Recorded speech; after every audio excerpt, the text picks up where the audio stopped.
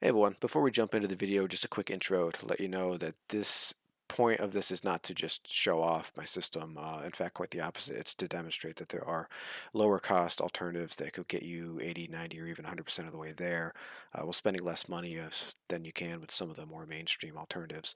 And also to showcase some of the mods you can get, like to my throttle, my TWCS throttle with the slider mod is just a great throttle, and I love it very much. And I love all my gear. It's taken me years to build this up, and I want to show that you don't need a full sim pit. You don't need to buy the most expensive of everything in order to have a very good gaming experience. So check out the other videos on my channel to get an idea of what this system can do.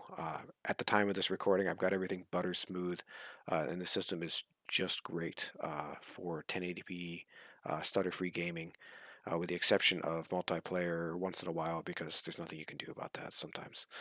So watch the video, let's jump in. I don't usually do these kinds of videos, but this is my 2023 setup. Hopefully by showing what I use, it might give some inspiration to some others, ideas of what you might want to use. I'm not sponsored. I don't get any money from anyone. I'm just sharing what I use and what works for me. Got our 27-inch Acer Nitro monitor here, 1080p for my HOTAS. I'm using the Thrustmaster uh, TWCS. It's got the impulse slider mod, so it allows it to slide super easy. So you really don't have to apply much pressure. That really helps with formation flying and precise throttle control for aero refueling. My keyboard is Logitech G series, and the stick. I love this stick. This is probably my favorite component. It's the VKB Gladiator, and it is just an amazing stick. I can't say enough good things about this, and for the price, I don't think you can beat it.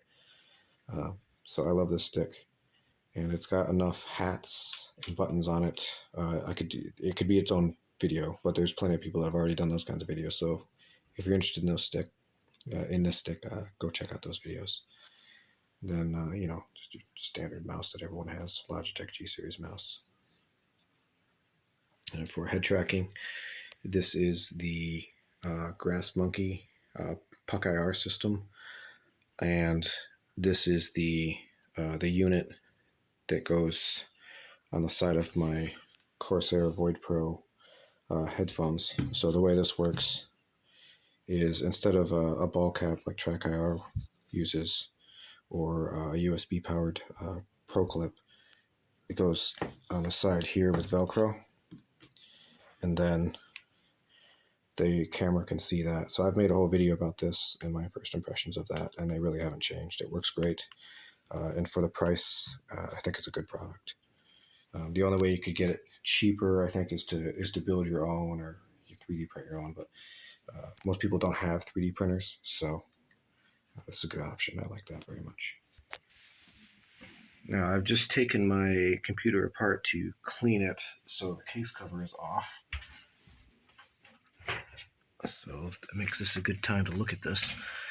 And I've made videos recently about this upgrade. It's the RX 6700 XT. This is an MSI card, and I got that, and I've done some videos on how it performs, and it's been perfectly fine for me. If Radeon's the cheaper option, now I'm really going to give it a consideration. My first Radeon card ever, and I'm pretty happy with it so far. I wouldn't say I'm a fan exactly, but I'm definitely open to it, whereas I was purely NVIDIA before. And we're running here. We've got some 140 millimeter fans, and this is my tower cooler. It's just air cooled. There's nothing really fancy here. Just try to look for a good value when I do my builds. And this RAM kit over here is the Corsair 64 gigabytes of DDR4 3200 RAM, and the extra RAM comes in handy because TCS is RAM huggy. TCS is RAM heavy, and I stream and record at the same time often, and I do video editing on this machine, so that extra RAM comes in handy. And got exhaust fan, pretty standard stuff right there. And it's all sitting on top of a MSI Tomahawk B550 motherboard.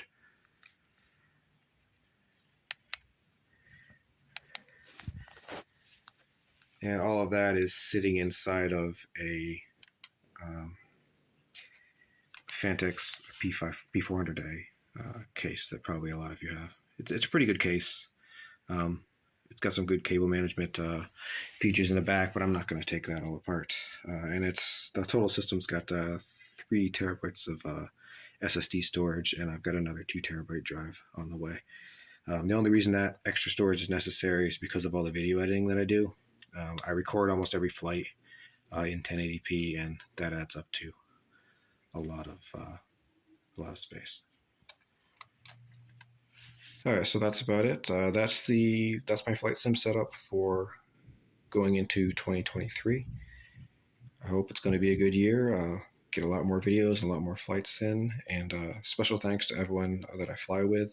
You really make the whole experience enjoyable. It's so great to be part of a community where everybody helps each other out. And if you don't know how to do something, there's usually someone on a Discord somewhere that'll help you right away. And as long as you're a good student, people seem very willing to share what they know. So that's great. I love that about the community, and I look forward to more of that in 2023.